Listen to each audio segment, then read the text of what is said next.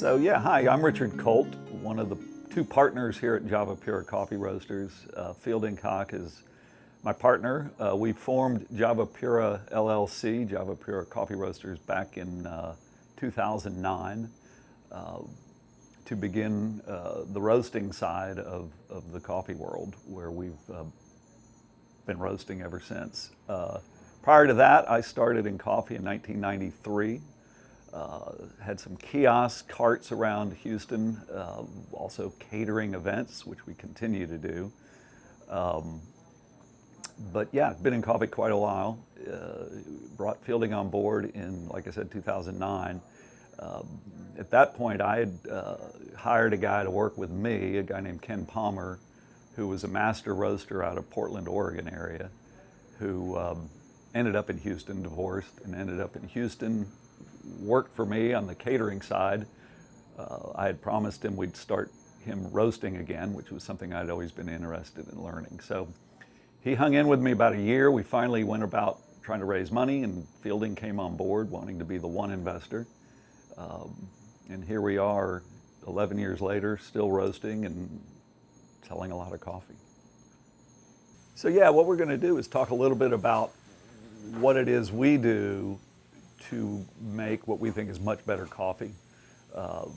Certainly roasting is one aspect of it, knowing how to roast. We had a very good teacher in Ken Palmer years ago on learning the basics and beyond of roasting.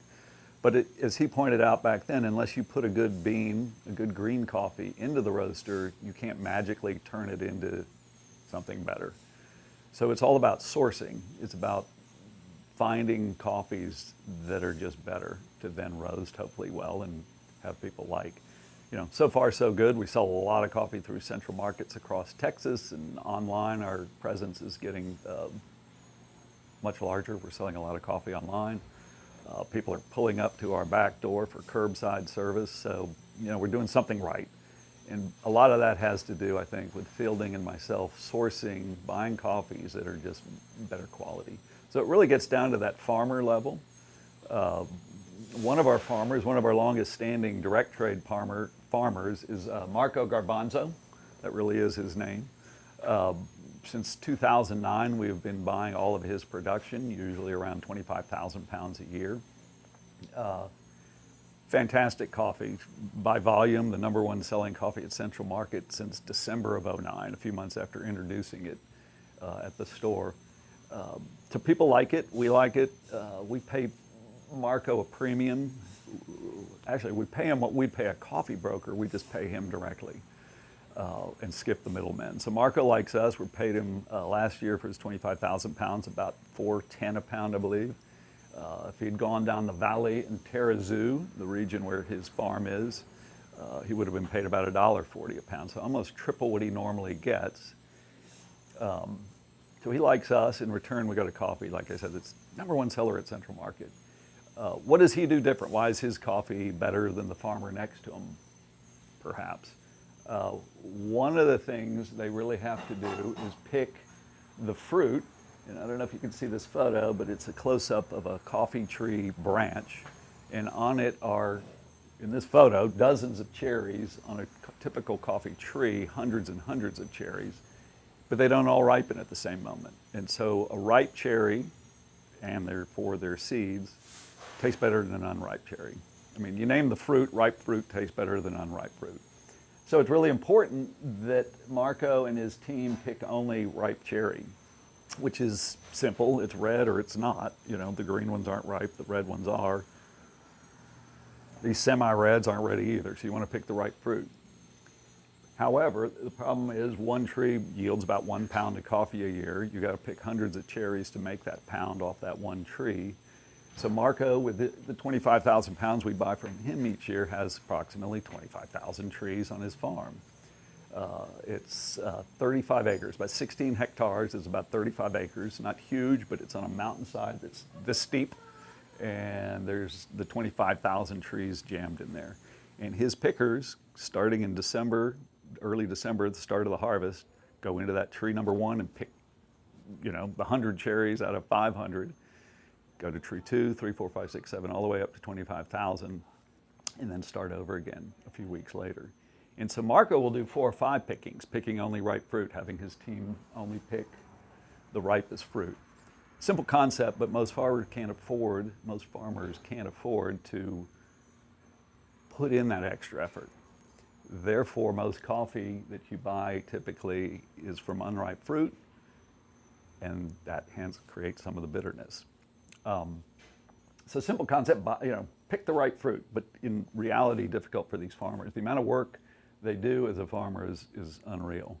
It is true farming, and it's a lot of effort getting from the seed to the seedling to the tree to them picking the coffee and getting it to us and us roasting it. So we were talking about quality and how do we arrive at that, or how does the farmer arrive at that? And so we were talking about Marco Garbanzo, and he's just one of many farmers all throughout Central America that we work and know and work directly with. We buy coffees from all over the world: Sumatra, Indonesia, Sumatra, Kenya, Ethiopia, South America, Brazil, Colombia. But certainly Central America, we know all the farmers that we're working with, and again, the quality comes from them. There's Minor Esquivel with La Pastora and his family producing incredible coffees. Francesca and Oscar Chacon, just outside of San Jose, Volcano Copoas, incredible coffees, and have been buying from them for years. But all doing basically the same thing, picking the fruit when it's ripe, simple concept, difficult for most of the farmers to do. The harvest is almost 3.5 months with these cherries ripening all during that harvest time. So you do have to keep going back to the coffee tree to pick only the ripe fruit. Coffee, like apples or I guess any farm product, where they're grown, their terroir matters for how they taste, how they're picked, the fruit being ripe. Varietals, like apples, for instance, there's a lot of different coffee tree varietals that impart unique tastes. So there's more to specialty coffee than you might think. We're finding these farms where they're doing these things very, very well. We're tasting these coffees, and in the cases of the ones we're buying, we're going, wow, these are incredible. And again, our customers seem to agree with us. Once the farmers pick the fruit only when it's ripe, huge difference in flavor. That's only the beginning, though, of what they have to do at origin to get us a better seed to roast. What we roast is what we call green coffee. We receive it in this format, green, what we call green coffee. And one of the things they have to do at origin is dry the bean. We receive it at about 12% moisture content. When it's first picked, inside the cherry, it's about 35% moisture contact. So a very traditional method in Central America is to dry the seed on the patio, on a cement patio. But first they have to take the pulp and the fruit layer off that seed, which that fruit layer on a ripe cherry is sweet.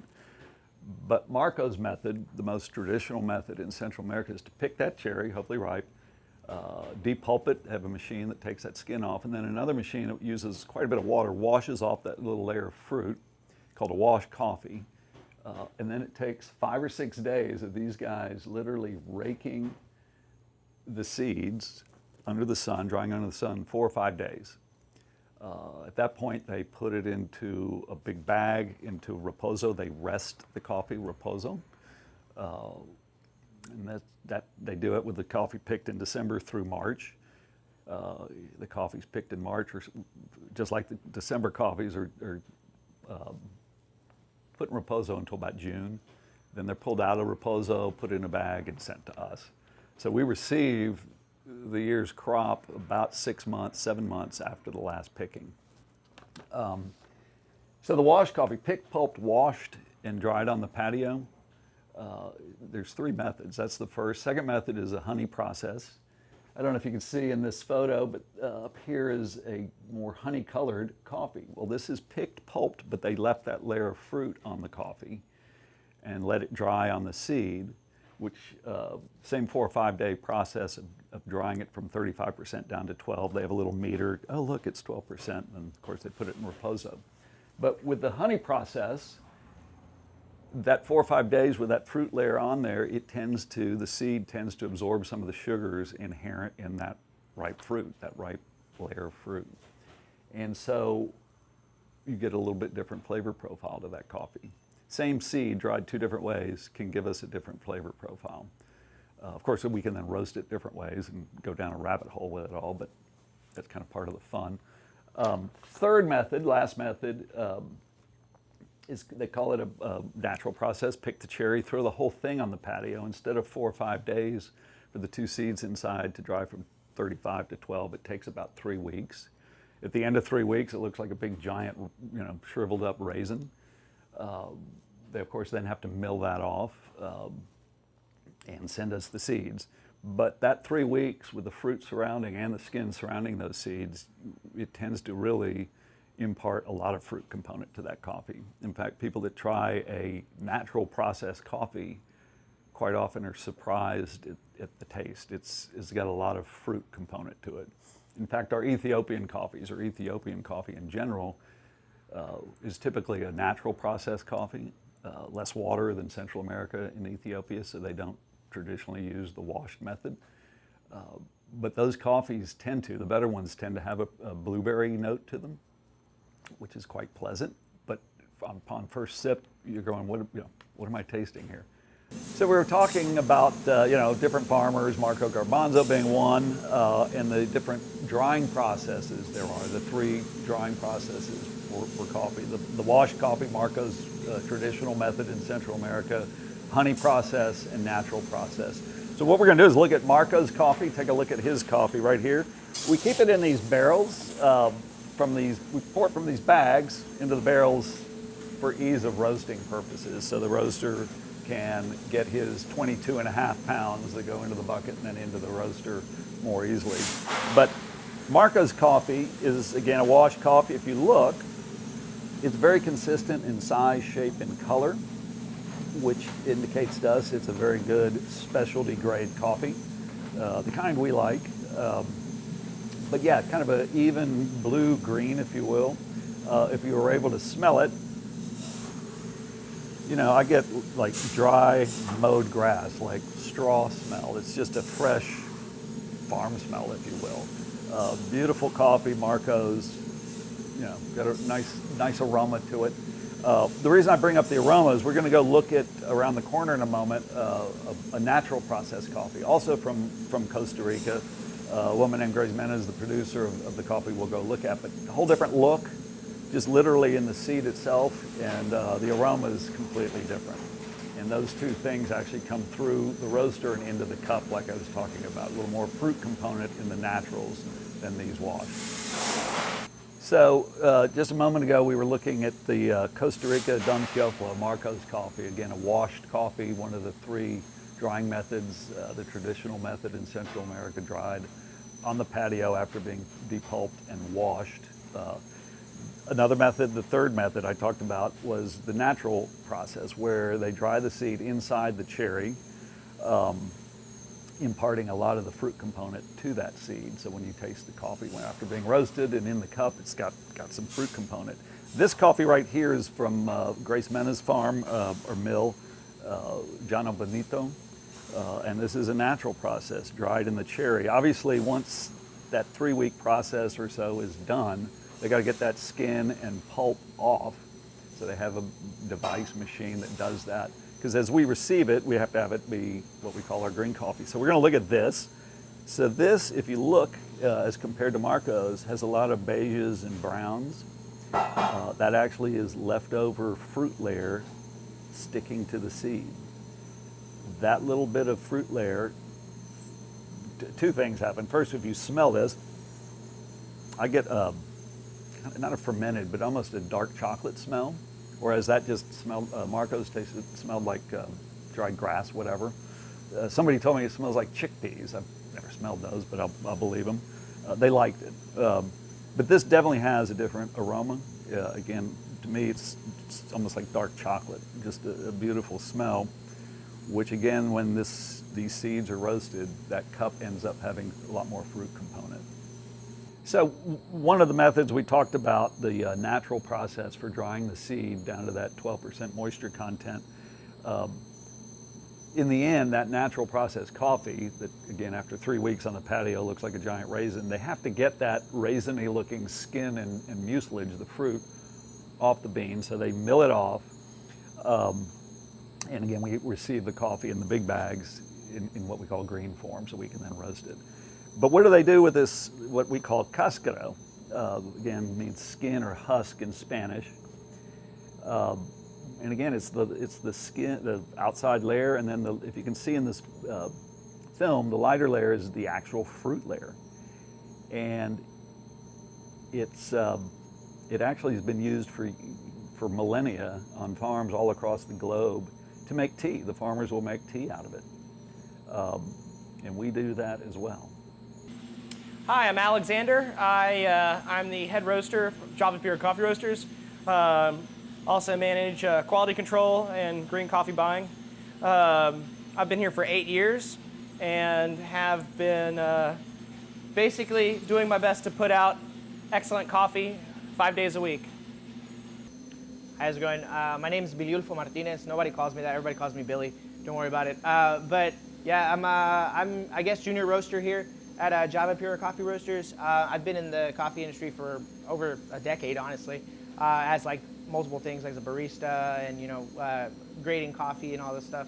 But yeah, now I'm roasting here, learning from Alex, see what I can, how I can help out Java Pura. Basically, what's happening right now is that we're gauging using our computer the temperature readout from this thermocouple that's reading the temperature of the bean mass, right? And so they position it in such a way so that whenever the coffee is rotating around, the place where the coffee beans tend to reside the longest is where the thermocouple is set up at. So it's reading the temperature of it. And so we use the trier here to kind of gauge what the color of the coffee is at any given time of the roast profile.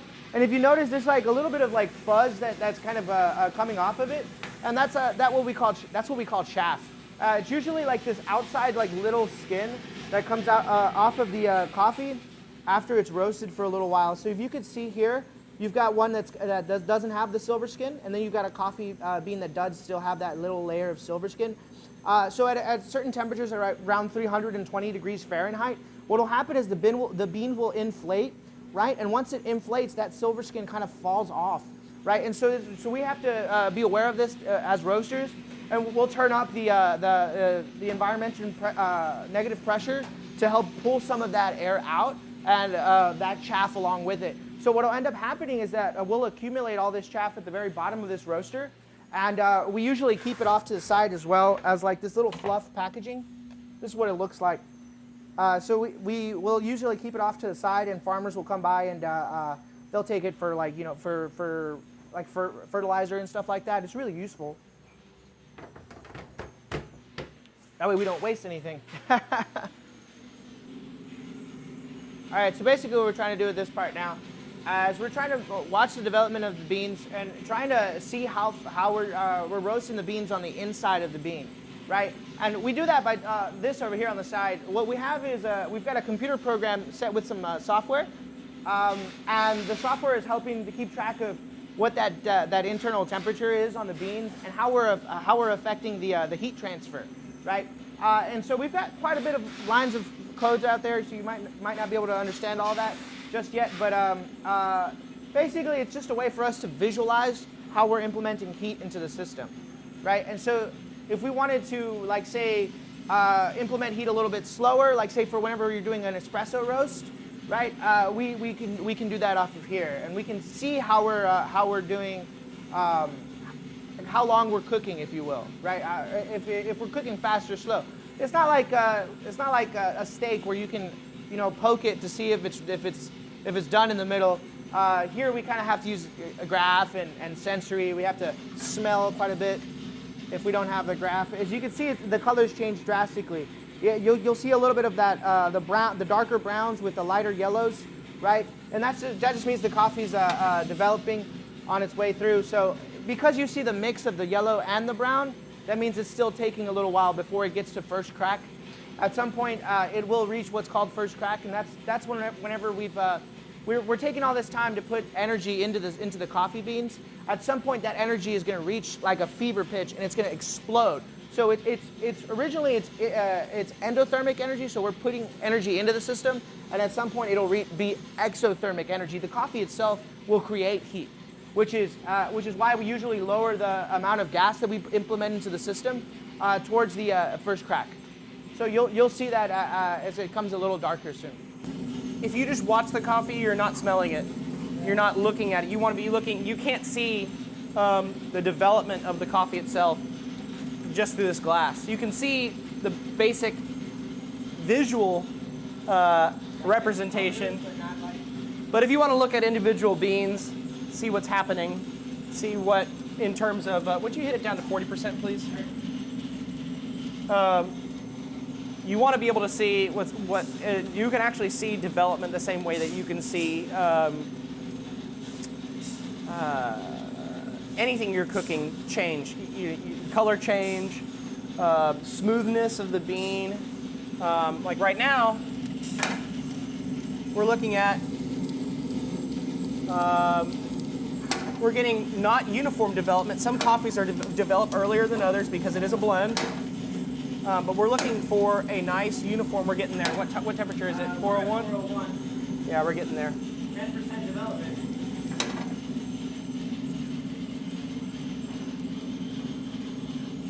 I want to see if we can get it to.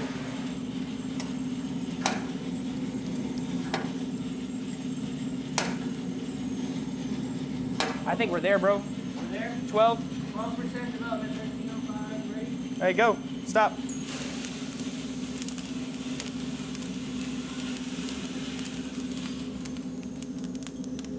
Much better. And so that cracking you're hearing is still that first crack that's going on. That will last several minutes. You can go further into the first crack. You can stay back a little bit. As you get through that first crack, eventually it will quiet down inside of the roaster. And you've gone into further development of coffee. You get to what's called the second crack. That's where you get your very dark roasts. You get your French roasts, your full city plus roasts.